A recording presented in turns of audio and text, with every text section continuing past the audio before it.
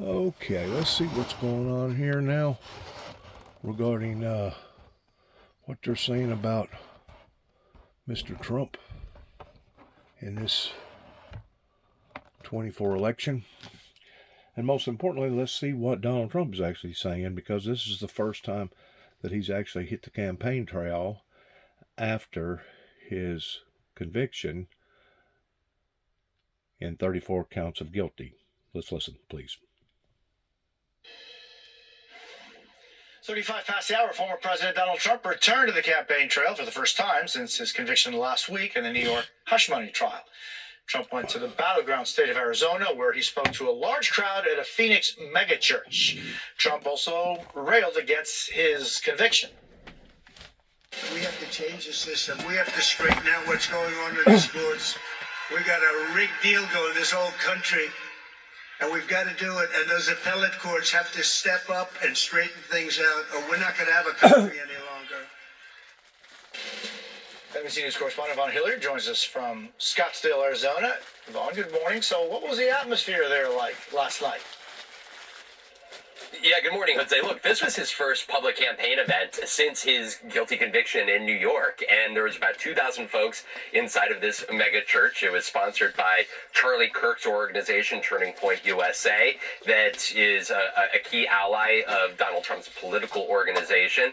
And so for Donald Trump last night, of course, you heard him talk about the trial, his conviction, passing it off as a rigged trial, but then you also heard him tell the crowd very specifically that if there was no such thing as election fraud, that this election, the general election, would be all but over and he wouldn't need to do any campaigning.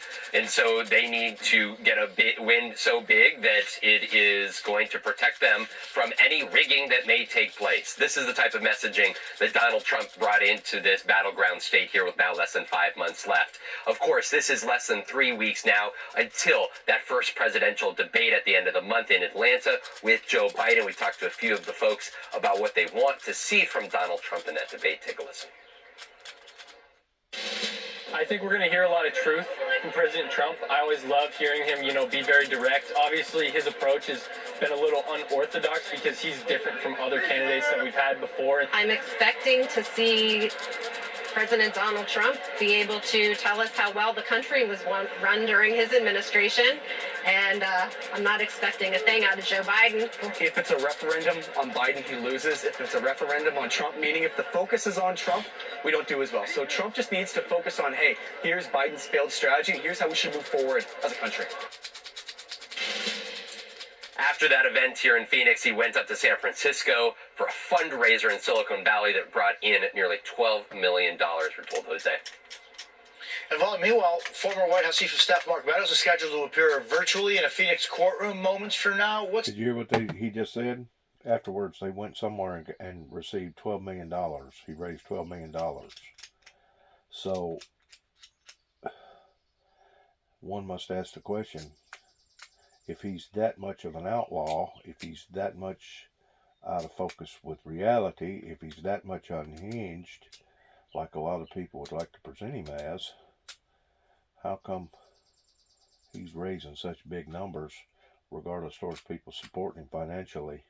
And if they're supporting him financially, odds are they're probably going to be supporting him socially and any and every other kind of way.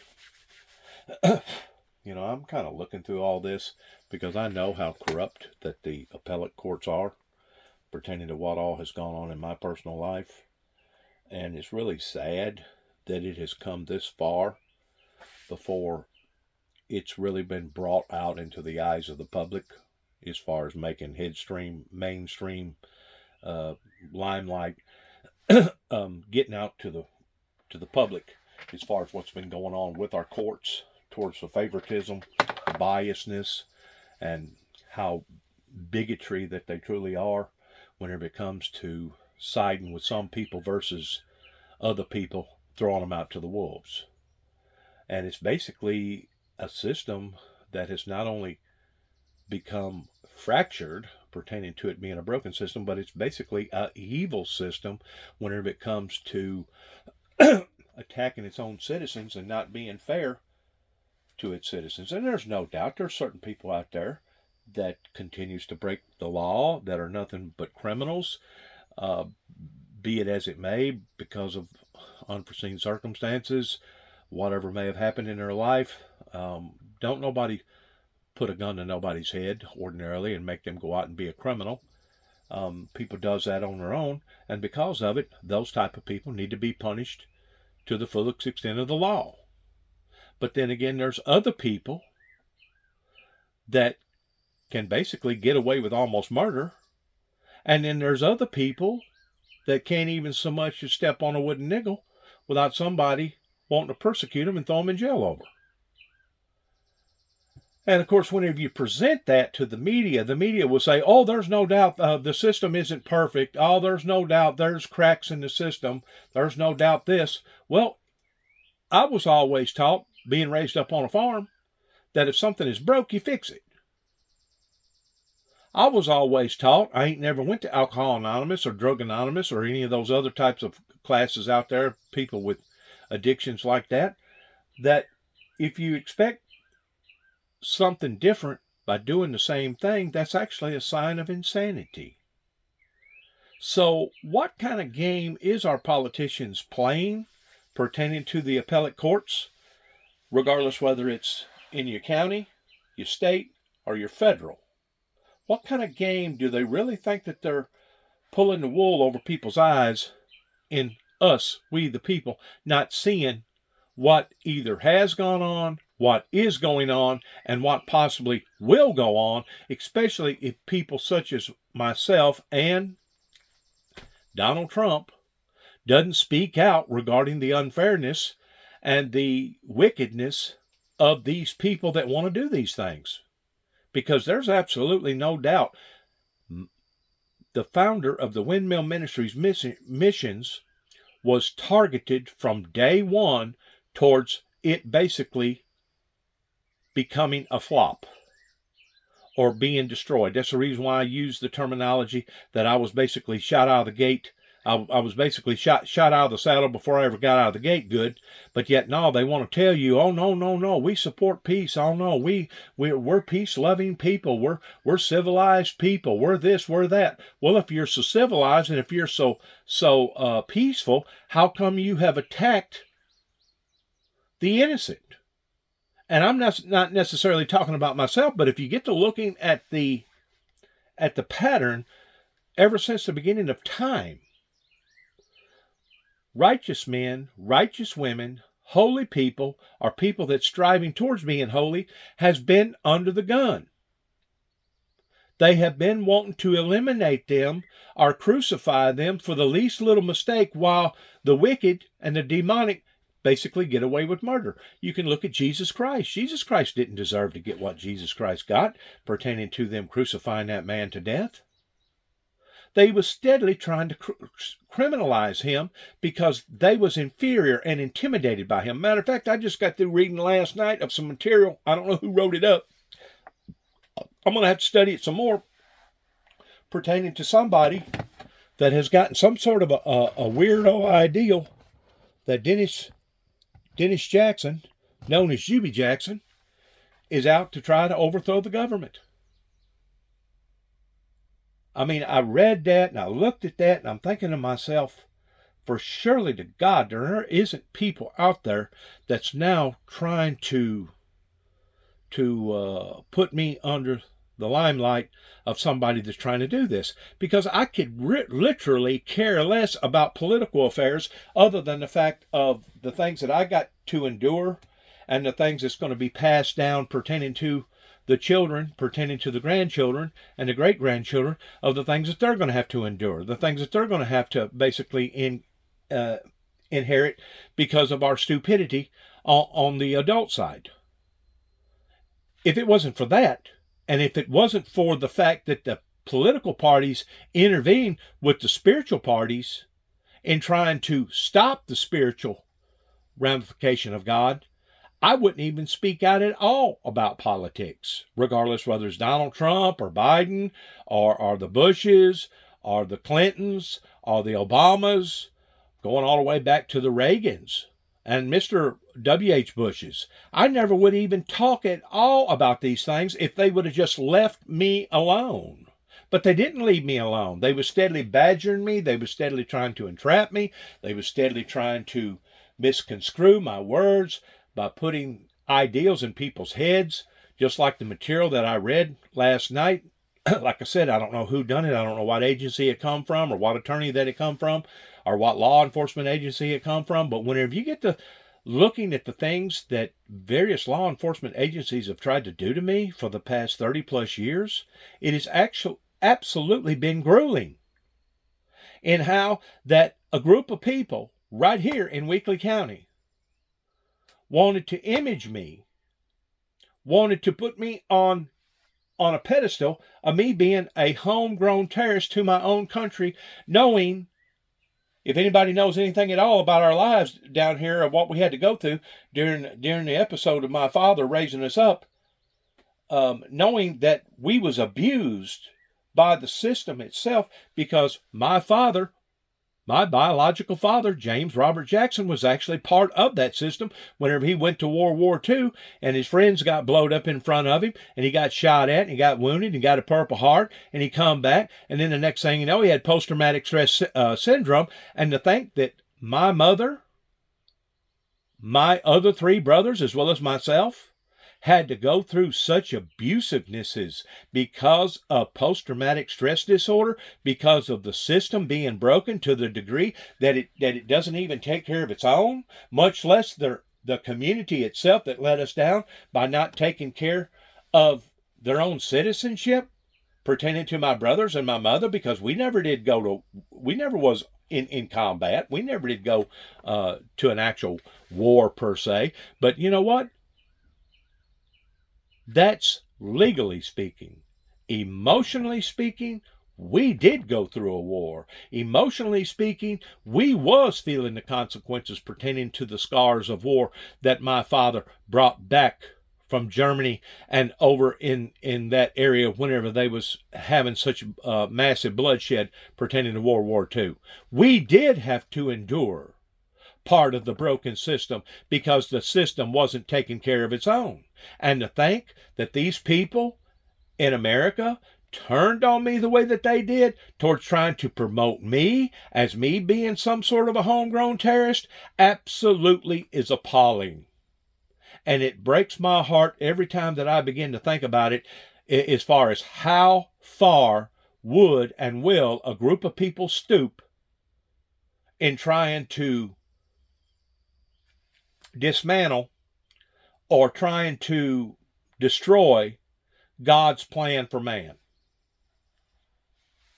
Because the whole time, not only was I victimized by the system per se regarding the broken system of post-traumatic stress disorder coming from my biological dad, but I was broken by the civilian system not taking care of its own civilians, much less Big Brother, which is part of the system, the main system, that basically allowed for these things to go on.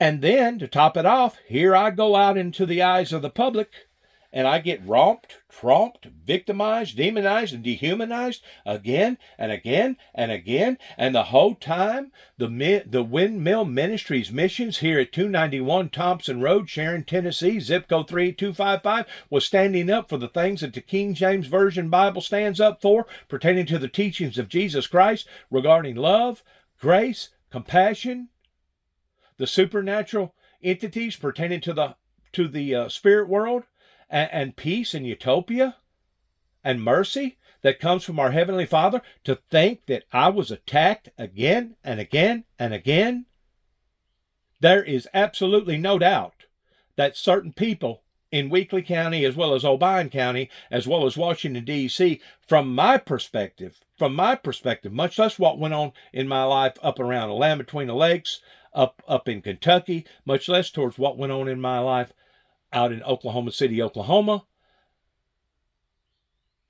These things need to be addressed. And they will be addressed one day properly and efficiently in the eyes of the Heavenly Father. And if they don't think that, they're only deceiving themselves, which, you know what, in reality, that's basically what I expect. I expect for them to continue to think that they have gotten away with murder. But the sad thing about it is, it wasn't just me that they was affecting this way and doing this way, but it was a great deal of people out there that have been falsely accused, or they have been railroaded by the system, similar towards Donald Trump. And you got to admit that even Al Gore, that foreseen things right around the year 2000, whenever he was running against young Bush, foreseen where we are today regarding all the disasters coming from the forces of nature. And he got punished for trying to do the right and proper thing. So whenever it comes to the system being broken, whenever it comes to the swamp needing to be drained, I can't emphasize enough on how badly that needs to occur.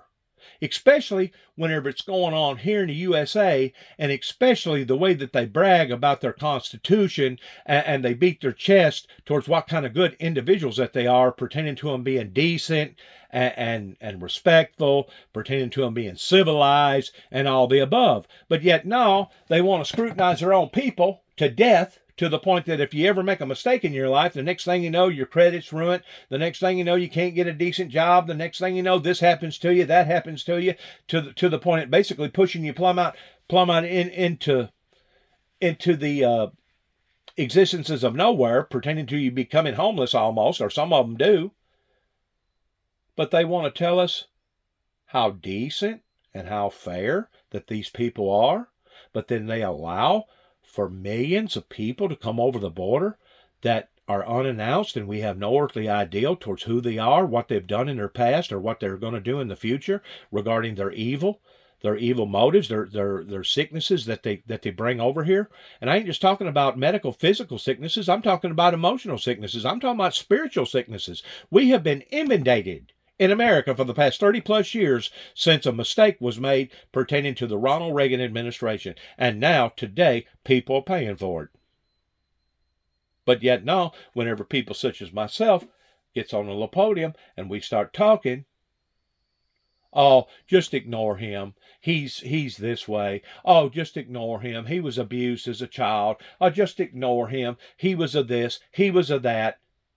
In other words, deviating from the truth towards being unresponsive and not looking at the whole truth versus only bits and pieces of it that you want to actually see and digest.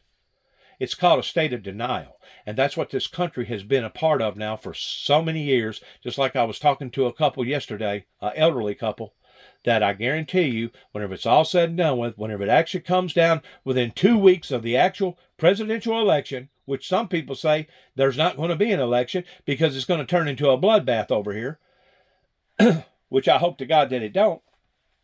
But I guarantee you it'll come down to the fact of, oh, ain't neither candidate fitting to be the president pertaining to either party, but we have to choose between the lesser of the two evils. Well, that's what they said the last election. That's what they said the election before that election. That's what they said the election before that election, before that other election, and the other elections. You know, whenever you get to looking at the memento that even Obama wanted to pursue pertaining to change. Well, we got change. You know what kind of change we got? Nickels and dimes. Maybe quarters. While the rest of them got $100 bills and fatten their pockets and become wealthy in abusing the system and abusing us pertaining to the system. That's what went on. We didn't become $30 trillion overnight by a coincidence. This thing has been building and building and building, and it's only been basically since COVID has hit that it has awakened people to the extent that now they're scratching their heads and they're wondering, wow, how did things get this far out of hand? Well, because the works of Satan is basically fighting against the principalities in blinding people and keeping them deceived, keeping them in a sense, bedridden, that they can't get up on their feet and figure out what's actually going on. That's what your banana Republican countries do. That's what basically your communist countries do. They want to keep their citizens confined. They want to keep their citizens under a bewitching type form, similar towards how the Pharaohs done during the time of Moses, towards basically keeping their people oppressed. I think the Bible actually talks about it in the extent of being even worse than that.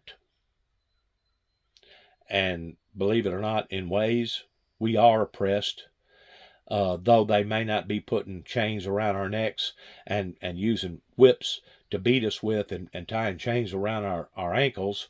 They're still doing it, and they're doing it through the means of the pretense that the pen is more mightier than the sword. But yet now, if somebody such as myself or somebody wants to retaliate with a sword, the next thing you know, oh, see there, that person, they're cruel and indifferent, and they deserve to be locked up for the rest of their lives because they're a harm to themselves and a harm to society. No, that ain't the fact. That's not always the fact. There are certain people out there that, yes, fits that criteria. But most of those people have literally been provoked in them retaliating with the sword, because they can't retaliate with the pen. They can't go out here and hire a Johnny Cochran. They can't get out here and do things the way that the system requests for you to do things. So that leaves people such as myself to basically explain myself on social media again and again and again, and that leaves people like Donald Trump, and Donald Trump having to explain himself to the public again and again and again, in hopes of maybe one day he can gather up enough people, or I can gather up enough people, or whoever can gather up enough people, in recognizing that, my God, an injustice has actually occurred here. A travesty has actually occurred here in this person's life, or in these people's lives. And that's the reason why I continue to say that it's going to take a spiritual revival to ever formulate a true revolution, because it's going to take a supernatural entity to wake people up in basically what has occurred to our lives, and what is occurring, and what will occur pertaining to our children and our children's children if we don't wake up and change course.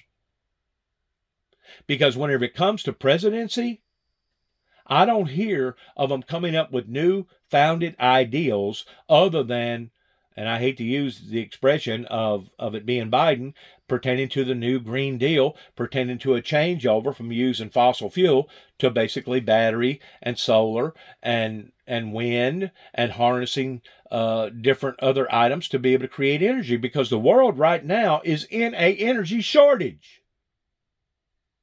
And the solution to the problem, once more, going back to Donald J. Trump, is not to drill, and steal the resources from the ground that is causing these forces of nature to respond and react the way that they are.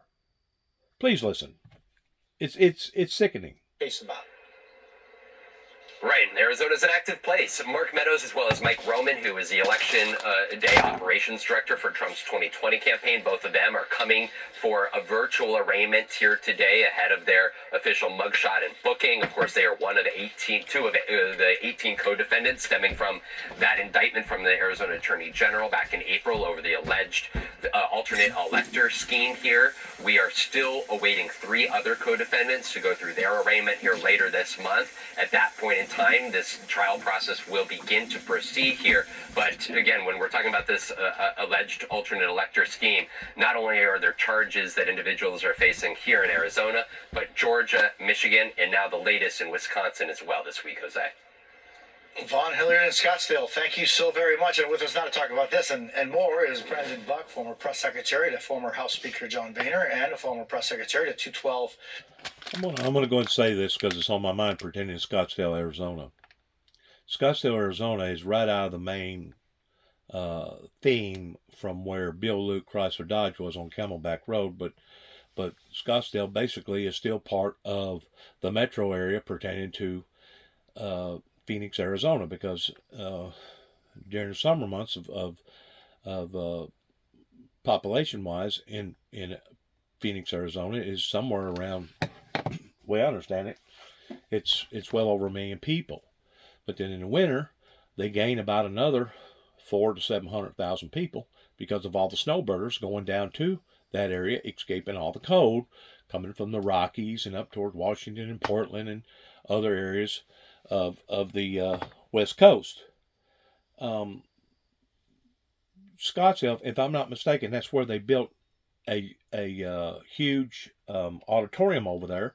That basically this went before their taxpayers 3 different times, and they denied it and kicked it out because they know that as soon as they done that, it was going to raise everybody's taxes pertaining to the people living in that particular town, in that particular city.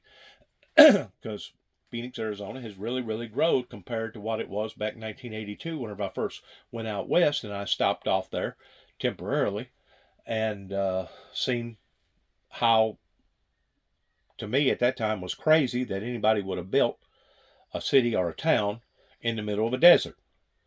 But, it's kind of crazy too for anybody to build a city or a town where there's nothing but a swamp pertaining to New Orleans and down in Louisiana. Why people want to live in the swamp, I don't know. Why people want to live in the desert, I don't know. I can't answer that. I just know that that's the way things are, and we can't do nothing about it in that degree. But there was a top-notch politician that wound up taking the order at bay pertaining to building the Coliseum out there, went through the back door versus the front door and got it passed anyway, against the will of the citizenship.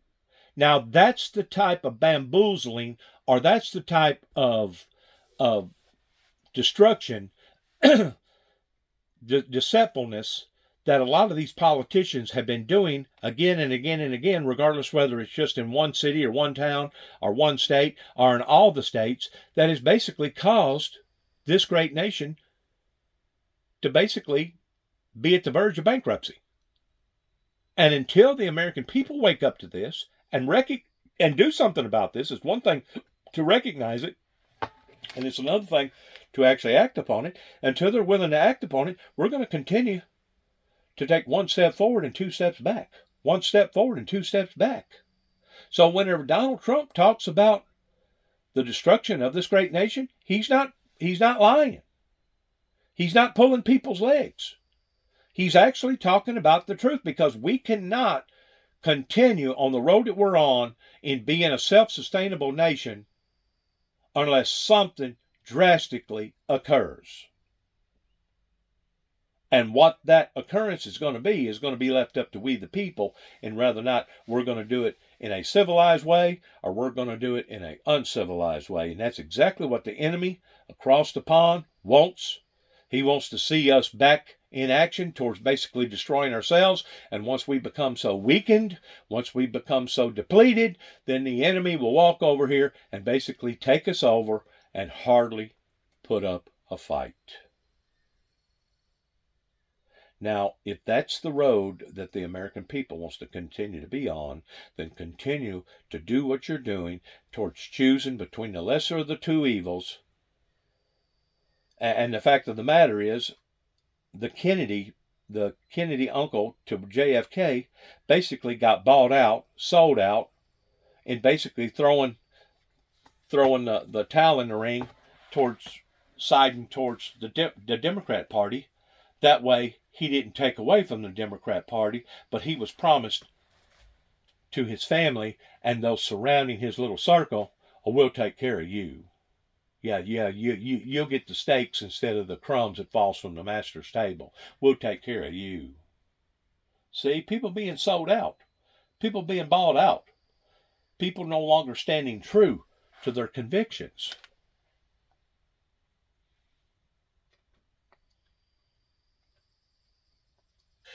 Republican vice presidential nominee Paul Ryan. He is also an MSNBC political analyst. So, Brennan, Trump was once again asked about whether he will target political opponents if he were to be reelected. Here's what he told Sean Hannity last night.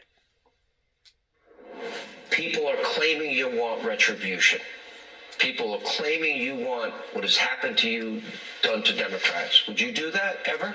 Look, what's happened to me has never happened in this country before. And it has to stop because... Wait a minute. I want to hear that again. It has to stop.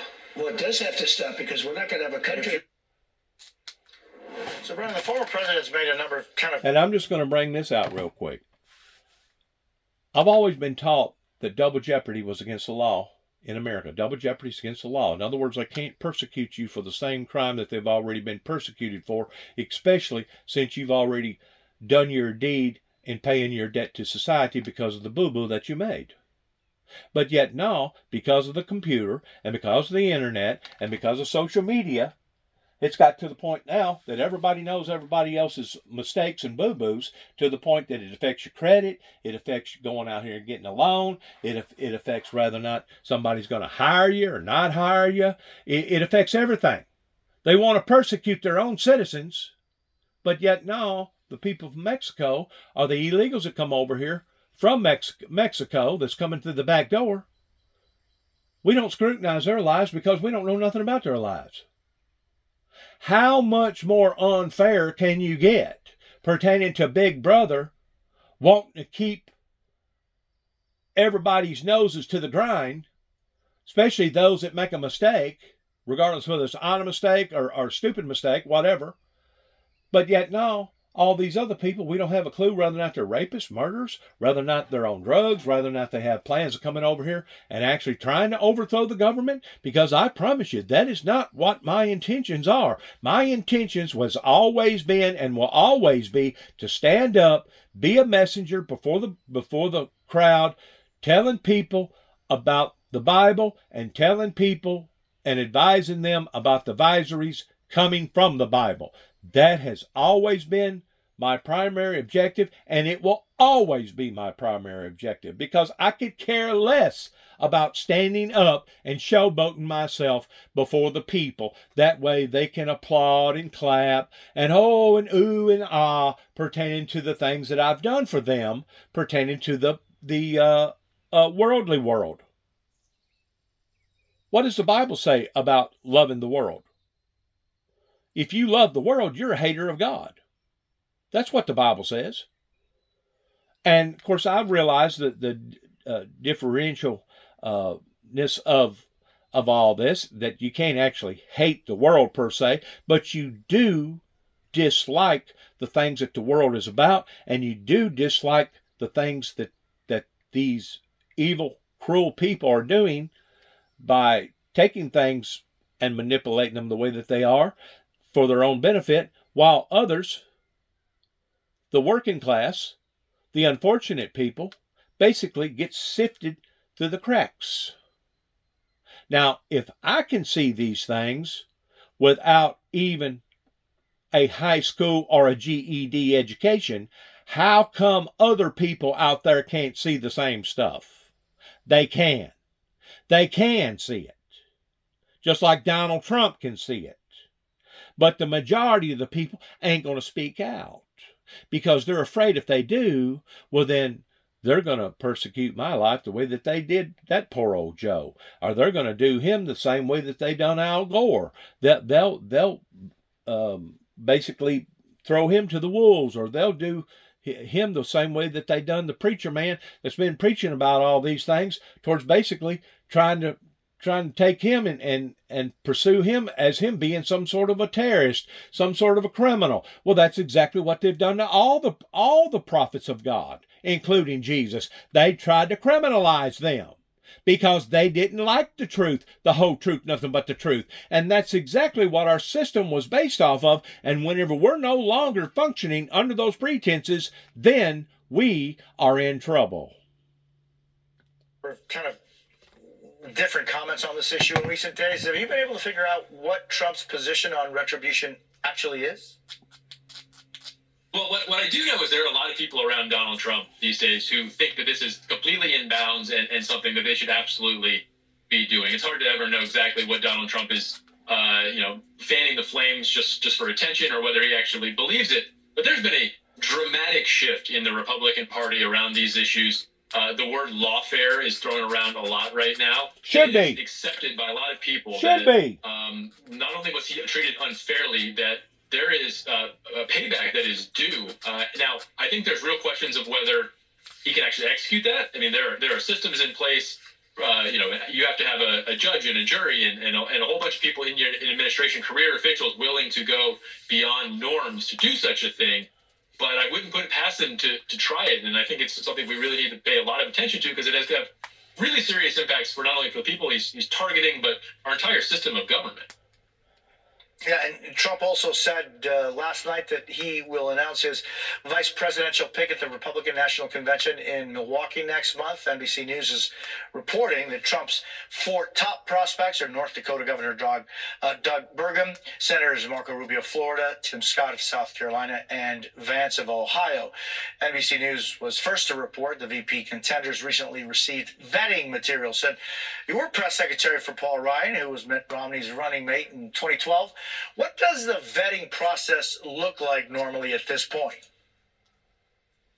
Yeah, it's interesting. This all feels very conventional. I mean, the campaigns are going to be asking for every piece of financial information you've ever had. They're going to want to dig into all of your personal background. It runs your entire life. I mean, when Paul Ryan was named VP, I was the one person on the campaign sort of answering questions about it. And you can't imagine not only their taxes, but every vote they ever took. If you're a governor, every bill you ever signed, everything that you've ever done, they're going to want to scrutinize because the last thing you want for your VP is to become a distraction. You want a VP who's going to go out there. So who does that vetting? Who does that vetting on a campaign? Well, there should be somebody who is put in charge of that, and usually they're going to hire a law firm to go through all of these things and probably some forensic accountants to look into the financials in their history. So there's a whole team that is devoted to digging into these things so that you're prepared and so that you don't name somebody who has some skeletons in their closet that you didn't know about. Brennan Buck, thank you so very much. Really appreciate it. Up next, what Israel is now saying about its strike on a UN-run school in Gaza, killing at least 40 people. And here at home, how frustration over the border is playing out for some Latino voters living in Nogales, Arizona. You're watching Jose Diaz-Balart Reports on MSNBC. So whenever people tell you that over in America, that America does not eat its own, they're only lying to you because America does eat its own, especially those that don't qualify in the same circle towards being just as crooked or dishonest as the system itself. Let's watch part of this real quick pertaining to the weather, and then we're going to go back to the front part of this. Please watch this, please. SCR New this morning, a strong U.S. jobs report showing employers hired significantly more people in May than economists had expected. See? And that's another thing that they don't tell you the whole truth about. Yeah, there probably was 272 jobs created. But out of those jobs that was created, how many people left the first job, went to the second job, left that job and went to the third job, and some of them even possibly even had 4 jobs within that same time period? Do they tell you that? Do they explain that to you towards how the labor force out there has become so, I'd like to use the word independent, but it's not really independent. It's more of a group of people that has been spoilt in all these entitlements, and they feel like that they shouldn't have to work that hard to be able to earn that kind of money. And because of it, they'll quit and go on to the next task, or they'll quit that task and go on to another task. Some of them are lucky if they actually work a whole 40 hours before they quit because they're just basically bouncing around from job to job. Do these reports, do these surveys, these labor statuses, these bureaus, do they explain that to the people? No. You know why? Because they want to keep you blinded. They want to keep you deceived. They want to keep you thinking, "Oh wow, in Joe Biden's administration, he's done such a remarkable job towards turning everything around. There was 272,000 new positions." But they don't tell you the rest of the truth. Now, whenever you have a manipulating government that wants to manipulate its people this way, then you are on your way to disaster. And that's exactly where we're heading towards. And apparently, either we have people that ain't smart enough to identify what's happening, or they're just not qualified to be able to tell the truth, the whole truth, to the American people regarding these issues. But the American people needs to wake up, because if they don't, this great nation called America will collapse upon itself. 272,000 jobs added last month. The unemployment rate, now 4% overall, barely changing from 3.9% last month. Joining us now, CNBC's Dominic Chu. Dom, good morning. These are incredible numbers. They are, Jose, but the devil's in the details, so there's something for the optimists and the pessimists perhaps in here as well. So that headline number you mentioned, 272, better than the estimates for 190,000 that economists were forecasting. But the previous 2 months of jobs gains were revised lower by a total of around 15,000 jobs. The unemployment rate ticking higher, as you point out, to 4% from 3.9. Now, that can happen with more participation in the labor force as more people come off the sidelines to look for a job. See, they're using different things for a measuring stick, but they're not taking under consideration the whole truth versus only part of the truth. And if you're gullible, you'll swallow this hook, line, and sinker by thinking, oh, this administration is so good. Look how many jobs has come into play. Because they're not telling you the facts. They're not telling you the whole truth. In this case, the labor force participation rate actually fell to 62.5%, but 0.2% lower than it was before, indicating that some people have become more discouraged and moved to the sidelines. Now, also, the survey of households that is used to calculate that unemployment rate showed that the number of Americans saying that they held a job fell by actually 408,000. Then there's the data from the household survey on full-time versus part-time employment, which isn't also all that positive, but it's generally so. It did show that the number of Americans working full-time jobs fell by 625,000, while the number who hold part-time positions increased by 286,000. As for where the job strength was, we saw the biggest gains in industries like healthcare, government, leisure, and hospitality. Those three, by the way, together accounted for more than half the gains in the headline number. On the wages front, Jose, we did see average hourly earnings increase by a higher than expected amount, 0.4%, Jose, higher than on a month-over-month basis, which is 4.1% higher than a year ago. On balance, a generally positive report, which does mean the Fed may not be having the ability to lower interest rates anytime soon. I'll send things back over to you. Dominic Chu, thank you very much. Well, this morning, extreme heat gripping the west and parts of the south, with millions bracing for high temperatures above 100 degrees. NBC meteorologist Bill Cairns joins us now. Bill, how hot is it going to get? Hopefully it will cool off, Jose. I mean, it's too early for Urase Calor. I mean, this is like, I know. Beginning. It's only June, and we got months to go. But yeah, it's not just only June, but these temperatures was already hitting us in April. It wasn't as many temperatures as many places that was hitting over the 100 mark, but we was already pushing and breaking records all over America. Look at the water, how hot that the water is becoming more and more. Once more, people are not awakening to the truth. They're still in a state of denial. It's like the frog theory in putting the frog in the boiling hot water, he's going to immediately jump out. But if you gradually heat the water up a little bit at a time, the frog don't recognize it until it's too late. And I'm afraid that may be where we are right now if we don't awaken to what we're doing to each other and what we're doing towards stealing the resources from the planet and and driving our atmosphere above our heads in areas that, I'll put it this way, just a few summer days that I've been outside, I've gotten a good tan, been fishing, been exposed to the sun.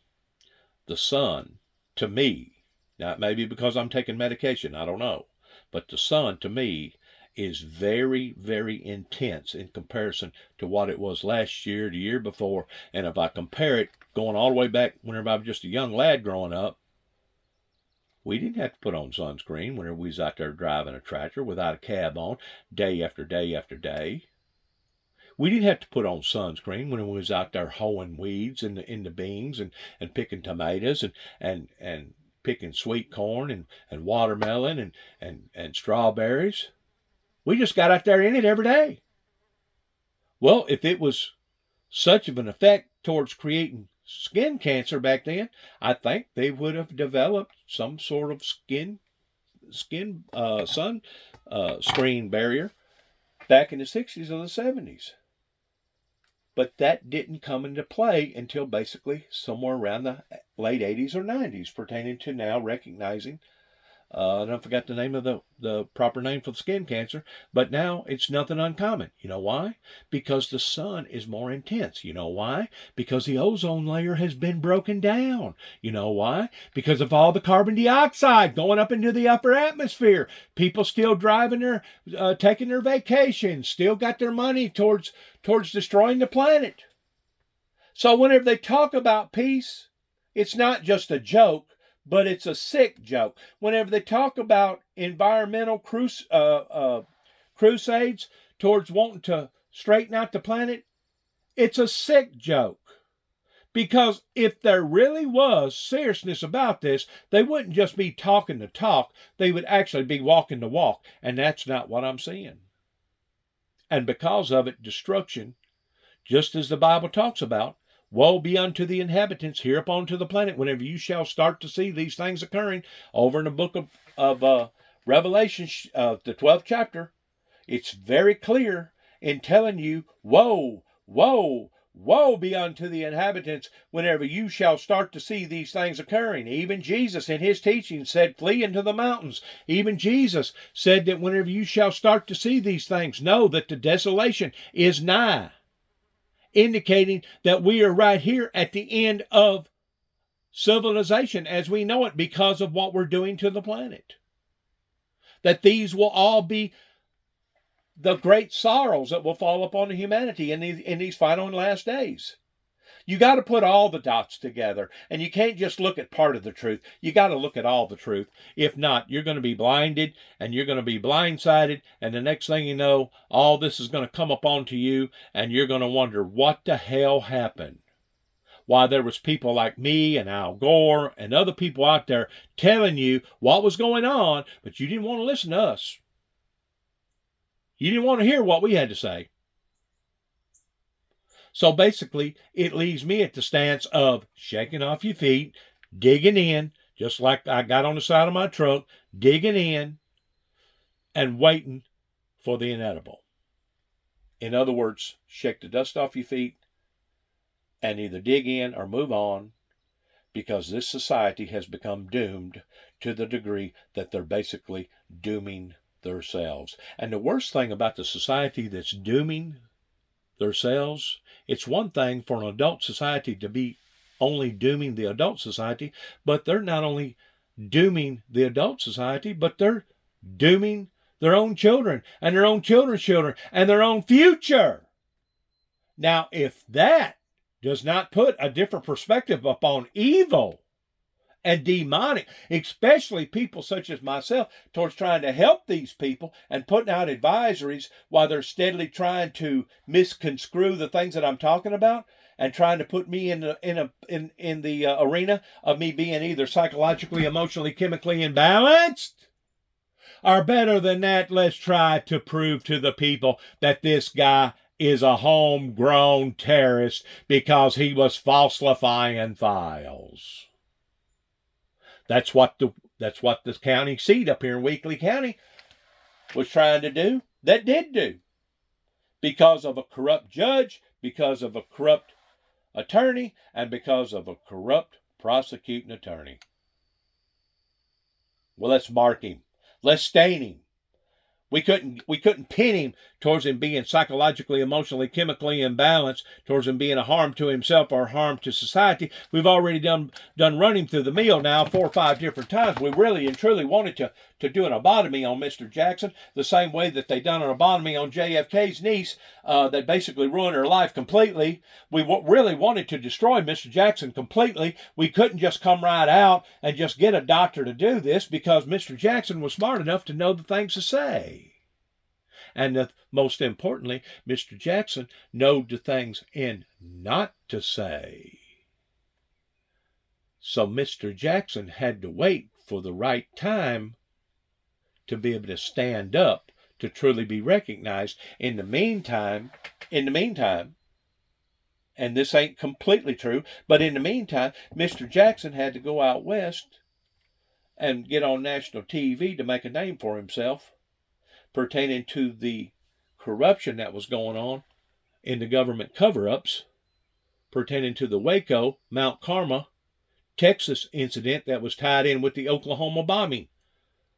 Horrendous incident. You know, I get tired of repeating myself. And I know God gets tired of repeating himself towards having a deal with the same set of circumstances, even though he's dealing with a different group of people from generation to generation. I know God gets tired of dealing with this. And one day, whenever God gets tired enough in dealing with this, you know what God's going to do? He's going to do the same thing that he's done with other generations. He's going to look at himself and say, you know what? They're doomed. There is no hope. And once the Heavenly Father reaches that point, that's whenever he will come back in flaming fire, the Bible says, seeking vengeance upon them who know not God and upon them who obey not the gospel, and he will burn down everything down to the ground instantly. And if you think you're going through misery, if you think you're going through hell right now, you haven't seen misery. You haven't seen hell. Because if you're left down here on the planet whenever that occurs, you will go through one of the most horrendous, harsh,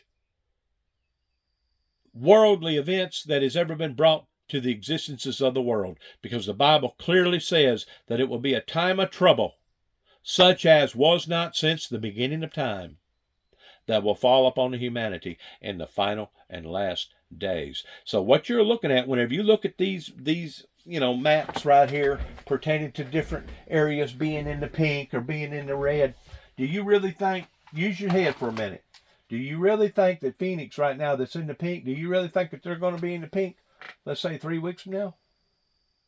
That's whenever these people will be boiling. These people that's still in the pink in Texas, you really think 3 weeks from now that they're going to still be in the pink? That's whenever basically this whole area will be boiling, including down towards this area, will be literally boiling. You wonder how come these people are wanting to merge down through South America and come up through Mexico? Because they don't have air conditioning. They don't have running water like we do. They don't have the amenities like we do. They're wanting to get out of this hell down here, so they're trying to jump the fence and get over here to America where they do have air conditioning, where they do got phones, where they do got electricity and the amenities like we're used to. Last year, if I'm not mistaken, Phoenix, Arizona beat an all-time record towards going over 110 degrees every day, again and again and again. It hasn't been but a few years ago that Dallas and places all in this area, that the ground had gotten so hot that it was actually cracking the foundations of houses, and their road structure was basically just dilapidating up underneath their feet. You know, I've thought of this pertaining to the armadillos that has now inundated the state of Tennessee, because I just got through running over one of them a few days ago, and it sounded like I run over a daggum cinder block up underneath my car. It's 1,000 wonders it didn't tear up something really, really bad, because them things are really, really hard. But we've always used the expression, well, they're migrating to the north because the weather is more warmer up here. And maybe that's part of it, but have you ever thought that maybe they're migrating from down here because it's too hot for them down here? Now they're going up here where it's more pleasant. Have you ever thought about that? Last night whenever I come in, I guarantee you the humidity was probably reaching 98, 99, maybe even 100 right here in Northwest Tennessee. I mean, it was just stifling, sticky, to the point that if you didn't have an air conditioner on, if you was outside sleeping, you'd have been one miserable human being.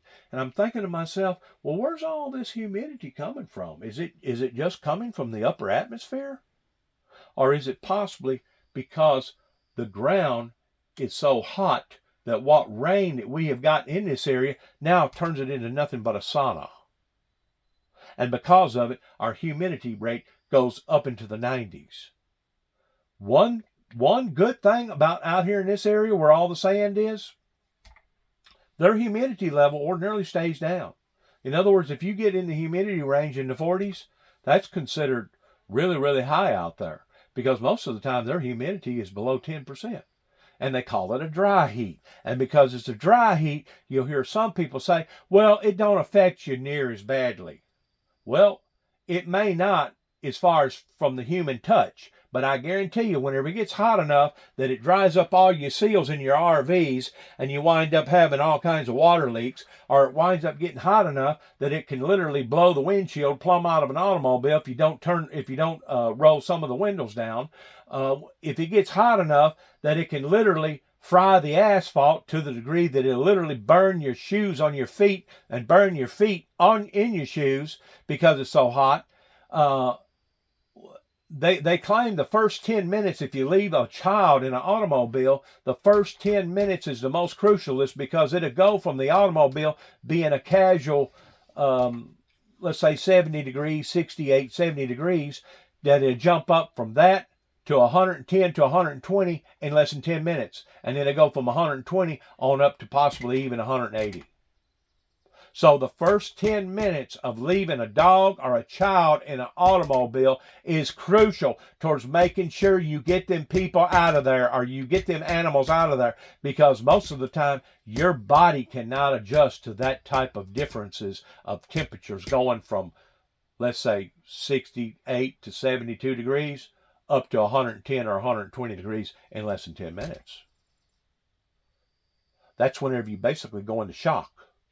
You pass out, and then within another 25, 30 minutes, you're dead.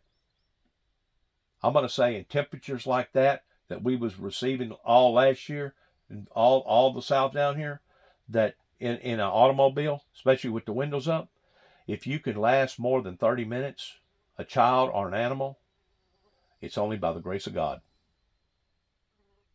That's the reason why it is so crucial whenever you pull up in a parking lot and you see where somebody forgot to get their child out, and you see that child already slooped over, that he's unconscious, or you see that dog basically slooped over to the point that it looks like the dog is unconscious. That's the reason why it's so crucial to pick up a brick or pick up anything you can and break the window out and get that human being out of that fuselage. It is crucial to save these people's lives because of the stupidity of people trying to do too much, having too many irons in the fire, and they can't effectively take care of what they ordinarily should take care of because they're trying to juggle too many balls. They've got too many things in their lives. Either that or they're on drugs, or they need to be on drugs. Something's wrong with them to leave a human being or a dog in an automobile like that.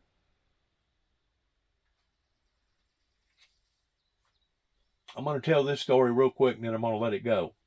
My biological father, James Robert Jackson, come down from Illinois with two nice retrieving dogs, full-blooded. I think they was Weimaraners. One of them didn't feel good. He decided that he wasn't going to hunt with that dog, but forgot to roll the windows down in the station wagon. Whenever we got back to that station wagon, that animal was dead. I think he had 3 in total, and the other 2 he wound up killing because they wound up getting into the chicken coop and killing about 30 or 40 chickens all within an hour or two period. and wasn't none of them eaten. They just killed them to be killing them. And once an animal gets that in his instinct, according to old time thinking, that the only way to deal with that animal is basically to put the animal down. Now, I don't know if facts of old way of thinking is still the same way as what it was back years ago, but that's the way they dealt with things back years ago. But the fact of the matter is, my dad left an animal in a station wagon whenever I was probably about 5, maybe 4 or 5 years old, and I still remember it just like it was yesterday because it was one of my favorite dogs that died. And that was years ago. So don't say that it can't happen because of people not thinking or because of people not trying to do the proper and right things. I think there ought to be an app on a phone that will alert that person if there's somebody within your contents. I don't know how to do it. I don't know how you could go about doing it, or maybe there should be some kind of electronic device in the automobile that if somebody's left in that automobile, once the temperature gets a certain degrees, that automobile should start blinking and all kinds of lights and sirens start going off. I think that there should be a safety feature mounted in every automobile, truck or car, to try to save lives. Because people has entirely too many things going on in trying to juggle too many balls at the same time. And if the truth be known, they're inadequate in all of them, because usually you take a person that's juggling, let's say 3 balls, and they're doing real fine, and then they go to 4 balls and it's kind of tough on them, and then they try to get 5 balls toward juggling. They usually don't just drop 1 ball, they usually drop all of them. And that's the same way with life. If you can't be effective in doing one thing at a time, do you really think that you're going to be effective in trying to do 4 or 5 things at a time? But yes, I mean, it was already 101 2 days ago in Punta Gorda, Florida, and Southwest Florida. Yesterday we broke record highs in Phoenix and also Vegas. And today, it's going to be equally as hot in many areas. So everywhere you see in red here, and the magenta is going to be at least 90 plus. That's 86 million people. We have roughly about 330 million people or so in this country. So, yeah. Last year, they was having to buy 2 and 3 air conditioners to put in the same home, just to stay halfway pleasant in their homes. Having to use up, ain't no telling how much electricity, ain't no telling how many extra wattages of electricity that was used last year on account of heat. And that's just here in America. So whenever I talk about energy shortages, and whenever I talk about what we're doing to the planet, what we're doing to one another, these ain't statistics. These are facts. This is not mythology that I'm talking about. We're talking about facts. That every 4 people is experiencing these extreme. Now, you can be a climate denier like Donald Trump. I'm going to take a stab at him real quick towards thinking, oh, this is all a big lie. Drill. This is all just a big lie. You can be like Donald Trump, and you can be a climate denier, or you can be an election denier. And maybe there's some truth to whatever he's talking about, but God showed me within a matter of a few hours after the election was over with, the presidential election, that Donald Trump lost that election. And I voiced my opinion very clearly in some of my material on social media pertaining to that. These extreme temperatures, and about 14 million people are going to be 100 plus today, or even a few spots like Phoenix and Vegas will be close to 110. Obviously, it's early in the season. I know in the middle of the summer you're kind of used to this in these areas, but the first real significant heat takes your body a while to get used to it. We'll be near records in Vegas and Tucson and Flagstaff, and then over the weekend temperatures drop off kind of close to normal, maybe slightly above, but we should drop some of these warnings. And Florida has just been baking. I mean, the water around Florida is incredibly warm, so at night it doesn't cool off, which makes it worse. And then during the day we're roasting. We could have record highs from West Palm Beach to Gainesville as we go throughout the next couple of days. And with the humidity added in, the heat index will feel like 104 in Tampa, Miami 103, and it will get slightly better over the at the end of the weekend. Miami though still 105 on Sunday. Jose, if the water's that warm around Florida, it's just really hard to cool it off, and it's going to be a really long, brutal summer. And then and if you don't believe it, for some reason, if you don't believe it, pertaining to what we're doing to not only the water, but what we're doing to the substances that while supporting Hunter. that we're putting on the planet. If you don't believe it, Well, it's a tricky. last night I had to go to the laundromat, and it was already probably about 9:30 or 10 o'clock, maybe 10:30, because I didn't get home till almost 12 in doing laundry. But I got up underneath my vehicle because I did run over that armadillo, and I wanted to look and see if there was any kind of damage towards dismantling the muffler or the catalytic converter, or doing whatever, maybe having a leak or something up underneath there. And whenever I got down on the blacktop in Union City, Tennessee, in Northwest Tennessee, last night, probably about 10 o'clock, it was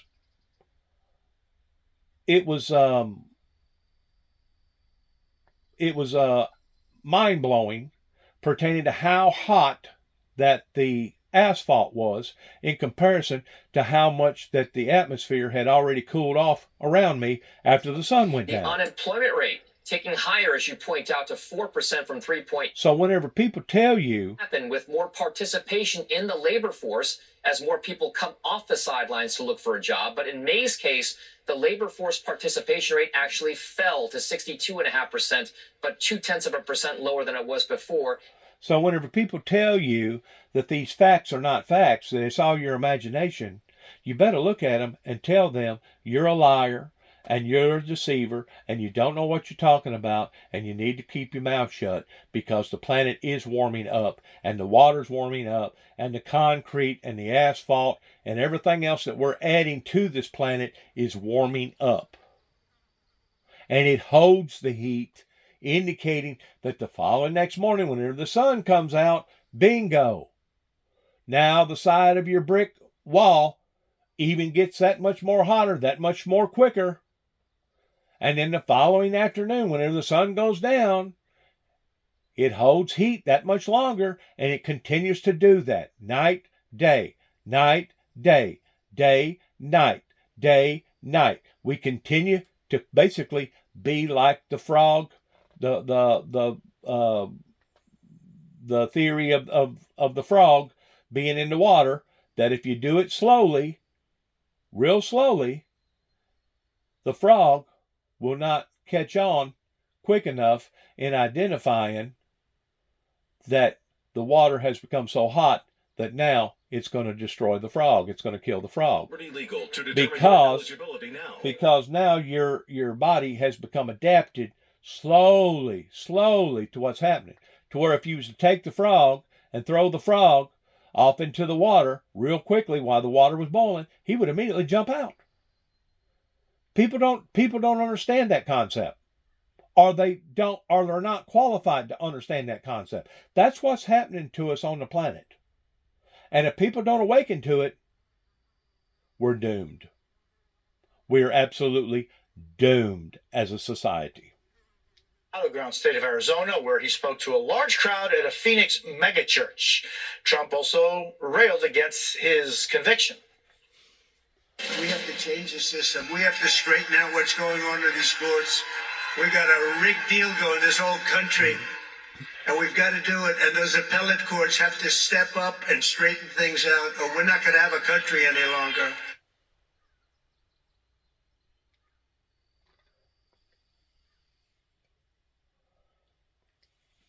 Have to step. We got a rigged deal going this whole country, and we've got to do it. And those appellate courts have to step up and straighten things out, or we're not going to have a country any longer. And those appellate courts have to step up and straighten things out, or we're not going to have a country any longer. And people hear that and they think, well, he's over-dramatizing that. He don't know what he's talking about. No, he does know what he's talking about. In that perspective, pertaining to the political affairs. But whenever it comes to the atmosphere, the weather, and the planet warming up, he's still in a state of denial about. So I can hit and miss, regardless whether it's coming from one presidency or another, regardless whether it's Republican or Democrat, which basically puts both of them in violation to the point that, as far as I'm concerned, neither one of them deserve to rule and govern our great nation, especially expecting for something different, knowing that you're going to get the same results again and again. It's a form of insanity regarding people being deceived, people being naive, and people walking off into the mouth of the volcano. I cannot indicate that enough, and I cannot be an example of being crucial enough regarding these affairs. You know, I wish that I could be like any other preacher and just tell you about John 3:16, for God so loved the world that he gave his only begotten son. And boy, I wish I could simplify it that way to the point of just telling everybody, you know what, you can just live any way you want to live, and as long as you confess the name of the Lord Jesus Christ, we're all going to go to heaven according to the Bible. Well, if you want to misconstrue the Bible and misconstrue the teachings of Jesus that way, then go ahead and believe that. Because I've got a piece of waterfront property in Phoenix, Arizona that I would like to sell you.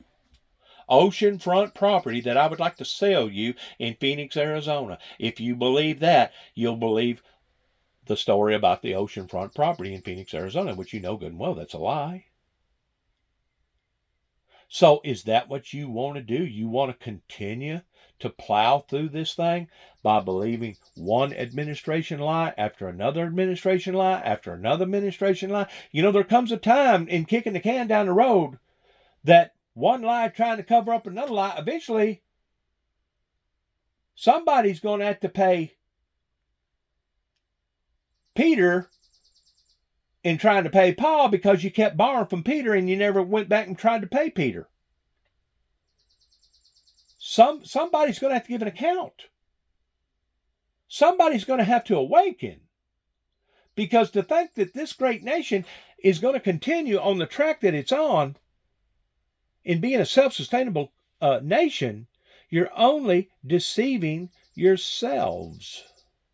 I'm going to say one other thing, and I do mean this honestly. I don't mean to be judgmental. I don't want to be prejudiced. I don't want to be a bigot.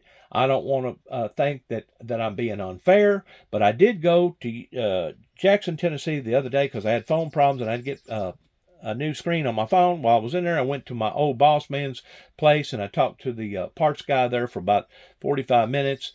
And I went to Texas Roadhouse, and I ate a bloomin' onion, which they call it something else. They don't call it a bloomin' onion, but I sat there and literally enjoyed myself for about 2.5 hours, and then picked my phone back up.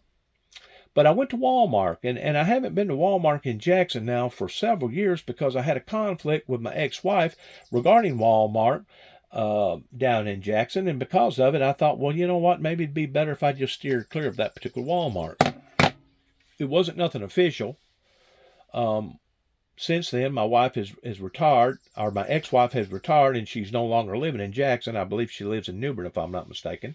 But she's no longer working for Walmart, but I decided to go to Walmart. While I was in Walmart browsing around on my little electric buggy because of my operation on my left ankle, within a 45-minute time zone of me being in Walmart in Jackson, Tennessee, I got one of the most eeriest feelings that I think that I've ever received in a Walmart. And it wasn't because my ex-wife used to work there, because I had no problems with nobody. But whenever you go to seeing an actual guard on duty and knowing that they have to keep that extra guard on duty to be looked at, to be present, basically from one shift to another shift because of the commotions going on in that store, not counting the theftery, not counting everything else that goes on in the Walmartses. But in the time period that I was in there, I seen at least 10 different ethnic groups that out of the 10 spoke 7 different languages, and out of the languages, none of them that I could tell spoke any English. And I'm riding around on my little buggy after me talking to one of the security guards that's walking around inside the store. He's fully dressed, got his gun on, got his badge. I think he works for the police department, and he's just trying to make some extra money working for Walmart. And I'm thinking to myself, this is no longer America.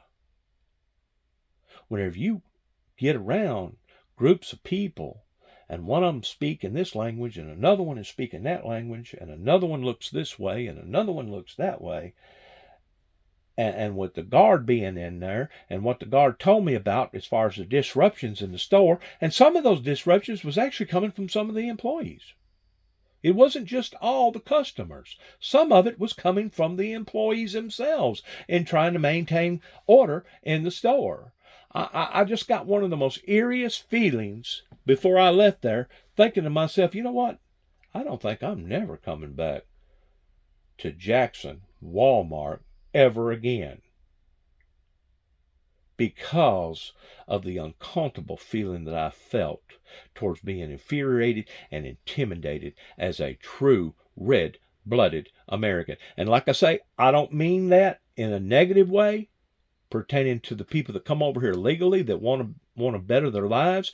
But whenever you have more of them than it is us, then you have to start asking yourself the question, what the heck is going on? Just like in 2005 when Katrina hit, afterwards the United States government started peddling people out of Louisiana and people that wound up losing their homes because they didn't know what to do with so many people, and they wound up dropping off a busload over here and a busload over there, a busload in Washington, a busload in Portland, Oregon, and basically went all over the United States dropping off people. Basically dropping off people that was either homeless or become homeless, or those that was basically already depleted and diminished in some sort of way.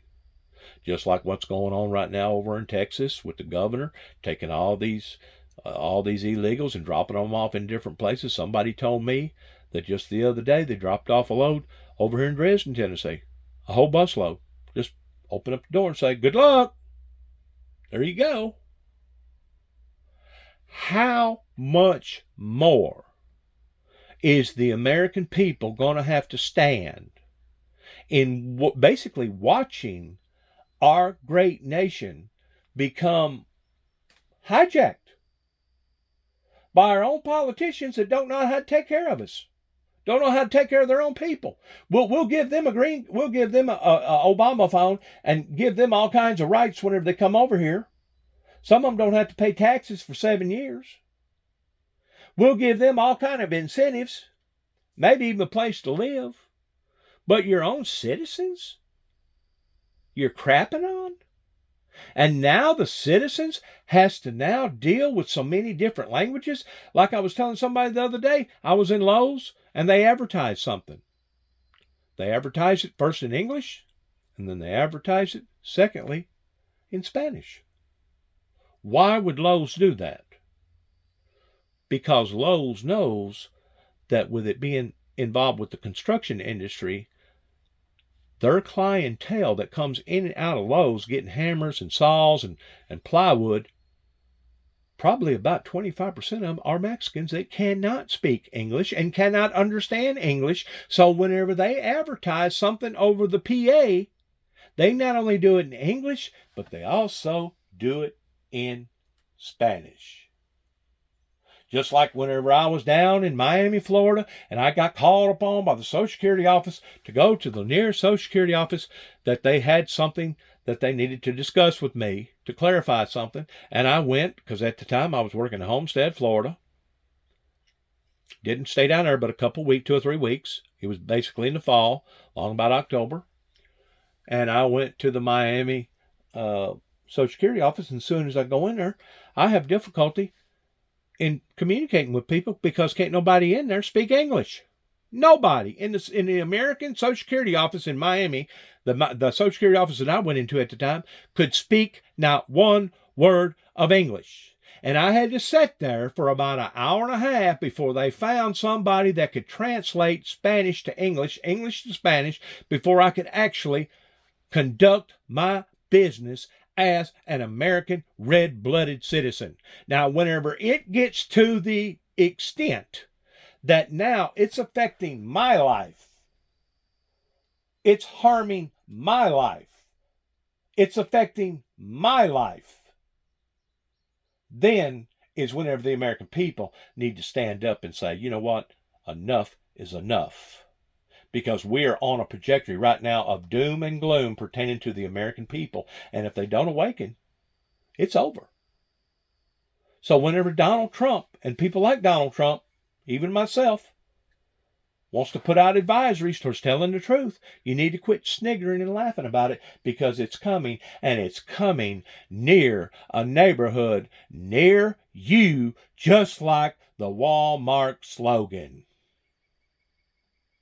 Good luck to all of us. God bless America. God bless our troops. And heaven, please help us all in these times of trials and tribulations that we're going through. God bless America, and shalom.